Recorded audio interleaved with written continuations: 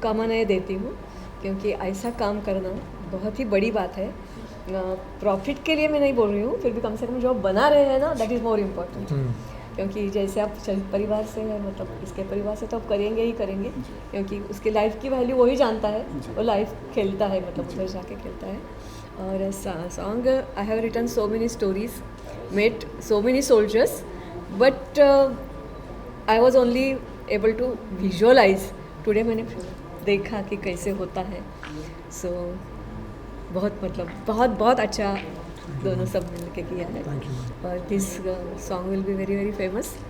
I can't say only the famous, as you say the last word came from here, so it will touch the hearts of an number of people. Thank you. बिल्कुल, देखिए जैसे मैंने पहले कहा कि ये सिर्फ एक गाना नहीं, ये भाव है। और वैसे तो जब भी मैंने गाना देखा तो आंखें नम हो गई, लेकिन आज गला भी कहीं ना कहीं भरा है। उसका एक ही कारण था, क्योंकि आज हम सबके साथ जो है अनुराधा मैम है, शहीद कैप्टन विनायक की जो माँ है। तो आई फील कहीं ना कहीं इन्हें देख के ज़्यादा आंखें नम हो गई, क्योंकि हम एज एन एक्टर जो फील करते हैं स्टेज पर या सेट पर, वो अलग होता है, वो हम फील करते हैं। लेकिन इन्होंने जो फील किया उसे शायद उसके लिए शायद शब्द भी कम पड़े, क्योंकि ये रियल है और हम रियल हैं। हम रियल हीरो हैं, ये रियल हीरो हैं। जैसे मैंने अभी मैम से कहा कि इन्होंने एक वीर योद्धा को जन्म दिया, ये इनका सौभाग्य। और मेरा और सर का सौभाग्य था कि हमें मौका मिला कि हम एक ऐसे प्रोजेक्ट का हिस्सा बने। एक्टर की ज़िंदगी में बहुत सारे प्रोजेक्ट्स आते हैं, लेकिन ऐसा कुछ आना, आई थिंक मुझे लगता है कि कहीं ना कहीं तो आई थिंक ऊपर वाला भी चाहता है कि आप उसके साथ जुड़ें, और ख़ास करके जब देश के लिए हो, तो इससे और आई थिंक सौभाग्य की बात नहीं हो सकती। तो आई थिंक डेफिनेटली ये हमारी कोशिश थी कि हम देश के लिए कुछ करें। अब आप लोग प्लीज़ लाइक कीजिए, शेयर कीजिए, और अपनी तरफ से जो भी कंट्रीब्यूशन हो, गाने को देखिए और गाने से और प्रेरित होइए, इंस्पायर्ड होइए। देश के लिए हम जितना करें, आई थिंक मैं कहता हूँ हमेशा, उतना कम है। तो एज एन एक्टर ये मेरा कर्तव्य था, बाकी देश है, आप लोग हैं।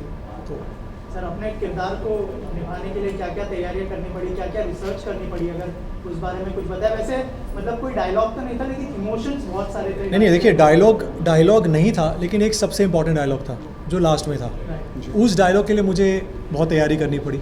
वो तैयारी थी यहाँ से, वो जय हिंद बोलने में मैंने जो फील किया, शायद मैंने कभी नहीं फील किया वो आज तक मेरे करियर के 18 सालों में। तो आई थिंक वो जय हिंद जब मैंने बोला, तब मुझे समझ में आया कि क्या भाव है जो देश के लिए है। और देश के लिए हम जितना अर्पण करें उतना कम है भाई। देश तो देश है, इससे बढ़ के कुछ नहीं है।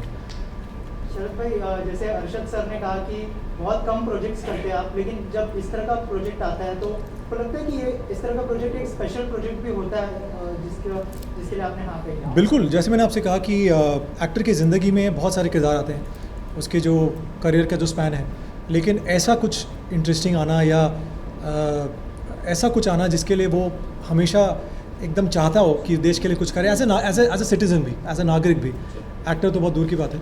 तो आई थिंक जब मुझे ऐसा मौका मिला, जब मुझे ऐसा मौका दिया सर ने, तो मैंने कहा नहीं सर, ये तो मैं ही करूँगा। और फिर उसके बाद तैयारी स्टार्ट होती है, क्योंकि आपको यूनिफॉर्म पहननी पड़ती है। अब यूनिफॉर्म का जो अपना एक गर्व है, अपना एक जो प्राइड है, उसकी जो गरिमा है, वो तो शायद मैम से बेटर कोई समझेगा नहीं। मैम को ही पता है उस यूनिफॉर्म की जो खासियत थी वो क्या थी। मैंने जब पहना यूनिफॉर्म, तो मैं कहता हूँ आज भी सर से कि वो जो आपकी चेस्ट है, जो वो 36 से 38 हो जाती है। चलने का तरीका, बैठने का तरीका, बोलने का तरीका, सब अपने आप चेंज हो जाता है, कुछ करना नहीं पड़ता। ये उसका पावर है यूनिफॉर्म का। तो यूनिफॉर्म पहनने का मौका मिला, और इससे ज़्यादा क्या चाहिए यार।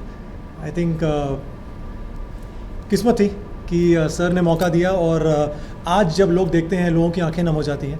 तो मैं चाहता हूँ कि प्लीज़ गाने को देखिए, गाने को शेयर कीजिए। और कल हमारा 78th इंडिपेंडेंस डे है, तो आई थिंक इससे अच्छा मौका नहीं मिल सकता था कि आज सीता वाटिका के जो इतने कमाल, जो इनकी सोच है, जो टीम है, मिश्रा जी और त्रिपाठी जी की, आई थिंक जब इन्होंने आज हम सब ने सोचा कि ना कोलैबोरेट करके कुछ हम देश के लिए भी करें। ये लोग कर रहे हैं अपने तरीके से। जैसे प्रॉफिट की जो अर्निंग होगी, उसका 5% जो है वो देश के शहीदों के नाम, जो हमारी सेना है उनके नाम है। तो आई थिंक सब लोग देखिए, सब इंसान जो है वो कुछ ना कुछ करना चाहता है देश के लिए। हर एक नागरिक है, वो कंट्रीब्यूट करना चाहता है। तो ये हमारा कंट्रीब्यूशन था, हम जितने लोग हैं यहाँ पे। बाकी आप लोग करते रहिए हर रोज़ कुछ ना कुछ। सुधांशु जी, कैसे जहन में आया आपके कि आज का दिन जो है इसी को तय किया जाए, लॉन्च का भी और ये जो इनिशिएटिव आपने लिया है शहीदों की फैमिली के लिए? विकास जी, एक्चुअली जो प्रोडक्ट है हमारा, जैसा कि बताया है कि शुद्धता और जो प्योरिटी और जिस ढंग से वो प्रोडक्ट हम प्रिपेयर कर रहे हैं अपने, तो उसकी प्रामाणिकता के लिए कोई दिन सुनिश्चित करना था। और मुझे नहीं लगता कि आज़ादी वाला दिन, जिस दिन हमारे देश या हम सब लोगों को आज़ादी मिली लंबे संघर्ष के बाद, तो 15 अगस्त से बेहतर कोई दिन हो सकता था। और हमको हमेशा वो प्रेरणा देता रहेगा वो दिन जिस दिन हमने अपना प्रोडक्ट लॉन्च किया, कि हम उस निरंतरता को कायम रखें। वो पवित्रता, शुद्धता जो इस दिन की है, वो हम अपने प्रोडक्ट के द्वारा आप लोगों तक पहुंचाते हैं। आखिरी सवाल आदित्य जी मैं आपसे करूँगा, क्योंकि हम लोग देखते हैं अक्सर, चाहे वो हमारे फौजी जवान हो या जवान जो जनरेशन है वो है, बहुत सारे केमिकल्स का शिकार हो रही है आजकल। हम लोग देख रहे हैं खाने में वो अलग अलग जगहों पर। लेकिन ये जो एक टैगलाइन है, no added colour and chemical, ये कैसे आपने वो किया, मतलब अपने जहन में लाया कि ये हम लोग बनाएंगे ताकि स्वास्थ्य भी रहे और जी बिल्कुल। तो इसके लिए हमने काम चालू किया था 2021 में, एंड हम उसमें काफ़ी रिसर्च करते रहे और हमें समझा कि हम कोई भी, तो जनरली लोग अपना शेल्फ लाइफ बढ़ाने के लिए उसमें केमिकल्स और colours might be they are adding in, but हमारा चाहत ये था कि हम ये सब ना मिलाएं। उसके लिए हमने काफ़ी रिसर्च की, काफ़ी तरह से उसे प्लान किया, और जब हमें लगा कि हाँ दिस इज़ द सही राइट टाइम कि हम लॉन्च कर सकते हैं इसे, एंड हम कह सकते हैं that we have not added any colours and chemicals. तो प्रॉब्लम वही है कि अब बच्चे भी खाना खाते हैं घर में, तो सब फैमिलीज़ और सभी लोग ये यूज़ करते हैं डे टू डे एक्टिविटीज़ में, और केमिकल्स, कलर्स, ये बहुत मतलब गलत है अपनी बॉडी के लिए। डे टू डे अगर हम खा रहे हैं तो इम्पैक्ट करेगा। सो हमारा यही अप्रोच था कि कुछ भी करके हम कुछ ऐसा प्रोडक्ट बनाएं जो शुद्ध हो, जिसमें कुछ भी मिलावट ना हो। सो या that's the reason for this. Sudhanshu ji, business में से 5% कंट्रीब्यूट करना शहीदों के लिए, तो ये ख्याल जो है, ये ख्याल कहाँ से आया और इसके दिशा में जो है आपने जो कदम उठाया वो कैसे मुमकिन हुआ? एक्चुअली जो चीज़ मैं करना यहाँ पे चाहता हूँ कि हम उस परिवार से संबद्ध हैं जो स्वतंत्रता संग्राम सेनानी थे। हमारा परिवार की संबद्धता फ्रीडम फाइटर्स से है जो हमारे परिवार या रिश्ते में रहे हैं। फिर परिवार रहा जिसमें पुलिस सेवा में भी रहे हैं और आर्मी में भी रहे हैं। अभी मेरे कज़िन जो हैं वो 3 महीने पहले कर्नल डोगरा रेजिमेंट से रिटायर हुए हैं। तो ये सब वातावरण घर का रहा है और मोस्टली लोग सेना में रहे हैं परिवार से। सिर्फ मैं ही ऐसा व्यक्ति हूँ जो इन्फॉर्मेशन टेक्नोलॉजी से रहा हूँ। मैं आईटी फील्ड का हूँ, मेरे पार्टनर भी आईटी फील्ड के हैं।